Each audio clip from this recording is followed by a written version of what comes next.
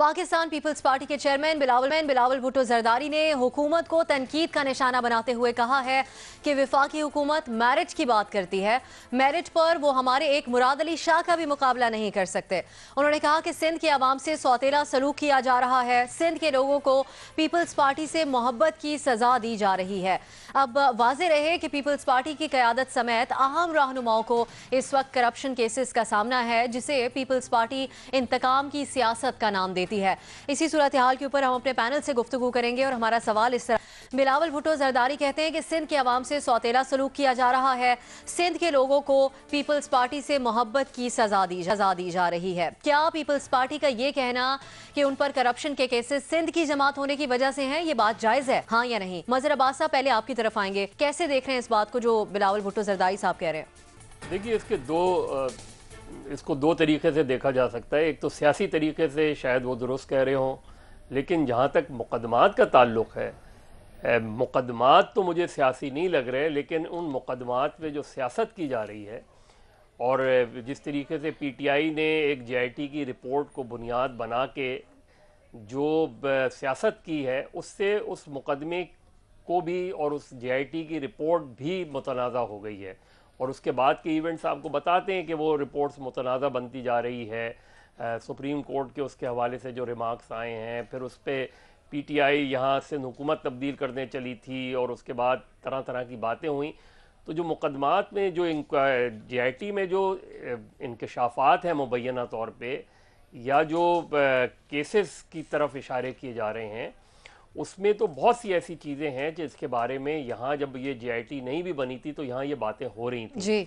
तो जेआईटी की जो रिपोर्ट एज सच है या जो मुकदमात हैं, वो तो मैं नहीं समझता कि सियासत की बुनियाद पे मुकदमात बनाए गए हैं, लेकिन सियासत ज़रूर उस पर उन रिपोर्ट्स की बुनियाद पर की जा रही है।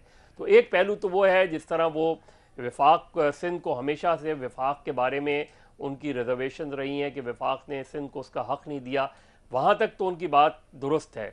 लेकिन उसको अगर इस मुकदमे से, इस रिपोर्ट से और इन मुकदमात से जोड़ा जाए तो मैं नहीं समझता कि ये सही है। ठीक, सलीम साफ़ी साहब, लेकिन फिर ये पीपल्स पार्टी खुद भी तो सियासी रंग देती हुई यहाँ पर नजर आ रही है, क्योंकि केसेस तो नून लीग के खिलाफ भी हैं, वो तो सिंध की जमात नहीं है। देखिए, यहाँ ना सियासी जमातों की अकाउंटेबिलिटी मेरिट पे की जाती है और ना सियासी जमातें इन हवालों से मौक़िफ़ मेरिट पे और ज़मीनी हक़ाइक़ की बुनियाद पे अपनाती हैं। इस बुनियाद पे पीपल्स पार्टी के ख़िलाफ़ मुक़दमात कायम नहीं किए गए कि कोई सिंध के अवाम से दुश्मनी है किसी को। तो ये बात ठीक है कि ये मेरिट पे मबनी नहीं होंगी, लेकिन मैं नहीं समझता कि वजह यह है कि कोई सिंध के अवाम से किसी को दुश्मनी है। ये सिंधी, बलोची, पख्तून और इसकी बुनियाद पे नहीं है। ठीक, हफीज़ुर न्याई साहब, अब जो केसेस हैं पीपल्स पार्टी के ऊपर, ये तो नून लीग दौर के हैं। शहबाज शरीफ साहब के बयानात को अगर याद किया जाए, सड़कों पर घसीटने की वो बात करते थे, कहते थे पैसे निकालूंगा। तो अब आप क्या समझते हैं कि जिम्मेदारी पीटीआई पर डालना दुरुस्त है पीपल्स पार्टी की तरफ से इस वक्त? देखिए जी, इस सवाल को मेरिट से ज़्यादा आप ये देखें कि मारूजी हालात क्या हैं। ये जो सियासतदान होते हैं बुनियादी तौर पर ये नहते होते हैं। इनके पास ना तो कोई इस तरह की ताकत होती है, ज़ोर से कोई काम नहीं कर सकते। इनकी ढाल एक होती है और वो होते हैं लोग। अगर किसी एक हल्के का सियासतदान है या सूबे का सियासतदान है या मुल्की सियासतदान है, तो वो जब भी आड़ लेगा, ढाल बनाएगा, तो हल्के के बंदों को बनाएगा, अपने वोटर्स को बनाएगा, अपने सपोर्टर्स को बनाएगा, अपने चाहने वालों को बनाएगा। उन्हीं के ऊपर धरना करेगा, उन्हीं के ऊपर जलसा करेगा, उन्हीं के ऊपर जुलूस करेगा। तो वो कहते हैं ना कि उनका खून गर्म रखना या उनको अपने साथ कनेक्टेड रखना, ये सियासतदान के हर वक्त ज़हन पे सवार होता है कि अगर उसे पता चले कि उसकी सपोर्ट कम हो गई है या जो सपोर्ट मौजूद है वो उसी तरीके से उस सोच के साथ नहीं है जिस सोच के साथ वो आगे बढ़ रहे हैं, तो वो उसमें बेबस ज़्यादा होते हैं, वो काम नहीं सर अंजाम दे सकते। पहली बात। दूसरी बात ज़हन में रखें, जो सियासत है ये बड़ा पेचो खम और बड़ा टेढ़ा मेढ़ा रास्ता है, ये कुछ सीधी रास्ते है नहीं। इसके अंदर एक बड़ी एक आपको बड़ा इसकी साइंस ही कुछ और है। और इसकी साइंस ये है कि जब भी आप पे कड़ा वक्त आता है, बुरा वक्त आता है। अब जब आप उसको सियासतदान को इस तरीके से घसीटेंगे, जैसे आपने नवाज शरीफ को घसीटा या इमरान खान को घसीटेंगे या जरदारी को घसीटेंगे, तो वो उसी पे कोशिश यही होगी और होनी भी चाहिए कि उसको सियासी बना ले। इसलिए सियासतदानों को कहते हैं कि सियासतदानों को आपने सजा देनी है। बिल्कुल, मेरा ख्याल है, मैंने कहा इस तरह से बिल्कुल जायज़ है। उनकी ये ढाल है, उन्होंने इसी का सहारा लेना है और जब भी वो आगे बढ़ेंगे उन्होंने इसी को लेके चलना है। वो इस चीज़ को साबित भी करेंगे, आजमाएंगे भी सही, चाहे वो कर रहे हैं चाहे नहीं। अमलन ये फ्रस्ट्रेट होके ये इंतहाई पोजीशन ले लेते हैं।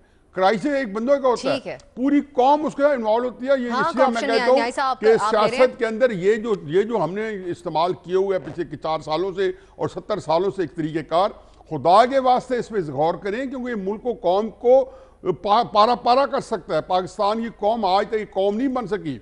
यहाँ पे पार्टियां रहती हैं और एक पार्टी समझते हैं कि मुल्क उसके लिए, दूसरी पार्टी ठीक है, जो आप समझते हैं कि जो बात करें, ठीक है, बिल्कुल सही, मेरे हिसाब से सही कर रहे हैं। ठीक है बाबर साहब, इस मामले को ये एंगल देने से कोई फायदा होगा पीपल्स पार्टी को?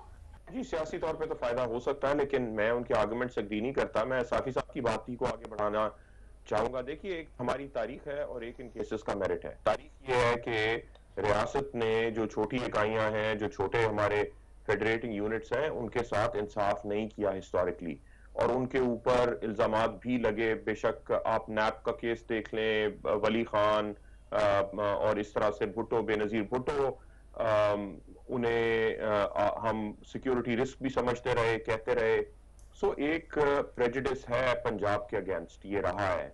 लेकिन थोड़ी सी अब तारीख तब्दील हुई जब हमने देखा कि जो एक मेन स्ट्रीम पोलिटिकल पार्टी थी PMLN, उसने जब एक पोजीशन ली तो उसे भी उसी तरह से सिक्योरिटी रिस्क भी बताया गया, मोदी का यार, एटसेट्रा एटसेट्रा। सो वो सारा नैरेटिव जो है वो एक पंजाबी पॉलिटिकल पार्टी के खिलाफ भी इस्तेमाल हुआ। सो मेरा ख्याल है कि थोड़ी डायनामिक चेंज हो गई है। अब ये बात खाली माइनॉरिटी प्रोविंसेस की नहीं है, अब ये बात खाली पॉलिटिशियंस के ऊपर आ गई। अब मुकदमे की, मेरिट की भी यहाँ पे बात नहीं है। देखिए, इस वजह से सियासतदानों को जस्टिफाई करना बड़ा मुश्किल हो जाता है कि जब भी कोई बात इस तरह की सामने आती है तो वो मेरिट का जवाब देने के बजाय उसे एक सियासी रंग देते हैं और वो एक्सप्लेन नहीं करते, जिसकी वजह से डेमोक्रेसी और पॉलिटिकल पार्टीज भी मिलाइन होती हैं। अब इसमें प्रॉब्लम ये नहीं है कि क्यों ये मुकदमे चलाए जाते हैं, प्रॉब्लम ये है कि मुकदमे क्यों नहीं चलाए जाते जहां पे चलने चाहिए। और वो जो डिस्क्रेपेंसी है वो जब सामने आती है तो नजर आता है कि ये दोहरा में आ रहा है। कल भी नियाजी साहब बात कर रहे थे कि 2001-2 में किस तरह से नैब ने मुकदमे बंद किए बहुत सारे सियासतदानों पे जिन्होंने इस सिस्टम को आगे लेके चलना था, जो फिर PMLN-Q का हिस्सा बने, एटसेट्रा एटसेट्रा।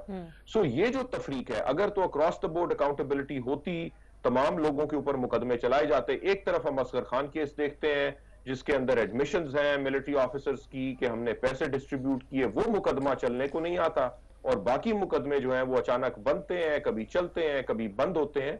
तो ये दोहरे मेयार जब तक रहेंगे, ये सियासतदानों को बिल्कुल ये उनके पास एबिलिटी होगी कि वो अपना माइनॉरिटी कार्ड भी यूज करें और पॉलिटिकल कार्ड भी। जी, आप समझते हैं क्रॉस द बोर्ड अकाउंटेबिलिटी ना होना इस तरह के रीजन देता है इस तरह की मामलात को, ताकि वो इस तरह की बात कर सकें और सिंध कार्ड इस्तेमाल करते हुए भी नजर आ रहे हैं। मेमन, इस चीज़ के ऊपर आप क्या कमेंट करेंगी? और फिर जो बिलावल भुट्टो ने कहा है कि मेरिट पर तो वफाकी हुकूमत हमारे मुराद अली शाह का भी मुकाबला नहीं कर सकती, इस पर क्या कहेंगे आप? देखिए, अब सर मैं नहीं का ऑप्शन लूँगी, क्योंकि मेरे ख्याल में पीपल्स पार्टी को इस चीज़ के ऊपर सिंध कार्ड खेलने की ज़रूरत नहीं है। जो बिलावल भुट्टो साहब ने पहले बातें की अपनी स्पीच के अंदर, उन्होंने कहा हम सैफुर रहमान के एहतसाब से नहीं डरे, हम मुशर्रफ से नहीं डरे, हम किसी डिक्टेटर से नहीं डरे, ECL से नहीं डरे, नैब से नहीं डरे, जेलों से नहीं डरते, वो उन्होंने बातें बिल्कुल ठीक की। लेकिन जब वो सिंध कार्ड इसमें खेलते हैं और ये कहते हैं कि सिंध की आवाम से बदला ले रहे हैं, ये मेरे ख्याल में बिल्कुल ये सही बात नहीं है, दुरुस्त नहीं है। क्योंकि अगर ऐसी बात है जिस तरह बाकी सब साथियों ने भी कहा, तो फिर क्या मियाँ साहब जो है उनको जब पकड़ा गया तो क्या ये पंजाब की आवाम से इंतकाम था? अगर परवेज़ खटक के ऊपर कल को कोई केसेस चलते हैं तो क्या वो पश्तून अवाम से कोई इंतकाम होगा, सियासी इंतकाम? अब देखिए, जब मोहतरमा बेनज़ीर भुट्टो साहिबा जिंदा थी तो उनकी शहादत से पहले तो एक नारा लगता था कि चारों सूबों की जंजीर बेनज़ीर बेनज़ीर। फिर हुआ ये कि मियाँ साहब की वजह से, PMLN की वजह से पीपल्स पार्टी एक पंजाब में उन्होंने अपना एक लूज करते गए वो अपना वोट बैंक, और अब वो सिंध की हद तक एक महदूद हो गए हैं। लेकिन मुझे इस चीज़ का पता है कि जिस तरीके से बिलावल भुट्टो साहब ने अपनी कैंपेन भी इलेक्शन की थी, वो चारों सूबों में वापस आना चाहते हैं और वो पीपल्स पार्टी को एक दोबारा से एक फेडरल पार्टी और इस तरह की बड़ी पार्टी बनाना चाहते हैं। तो अगर वो ये कह रहे हैं तो मेरे ख्याल में इस वक्त उनको सिंध कार्ड नहीं इस्तेमाल करना चाहिए था। बिल्कुल वो सियासी इंतकाम की बात करें, बिल्कुल वो ऐसी बातें करें कि हम डरते नहीं हैं, लेकिन ये सिंध कार्ड में हमें सिंध की आवाम के पीछे नहीं छुपना चाहिए इन केसेस की वजह से। इतनी कोई अच्छी चॉइस नहीं है सिंध कार्ड प्ले करने की इस वक्त। हमारे 4 तज्जियाकारों ने नहीं का ऑप्शन लिया, एक ने हाँ का। न्यायी साहब मुख्तसरन आप ऐड कर लें। जी देखिए हमने पिछले दिनों, मुझे ये महमल की बात को थोड़ा आगे बढ़ाऊंगा, मैंने इस पैराए में कहा है कि लैटिन स्पिरिट में जो बात करें उसका क्या निकलेगा। बाबर साहब ने जो बात की है मैं उसी को एंडोर्स करता हूँ कि आप मारूफ और राइज कवानीन के तहत मुकदमे चलाएं, वो छूट जाएंगे, व्हाइट कलर क्राइम है। लेकिन ये नैरेटिव सिंध वाला या पंजाब वाला या केपी वाला कभी भी नहीं पनप सकेगा।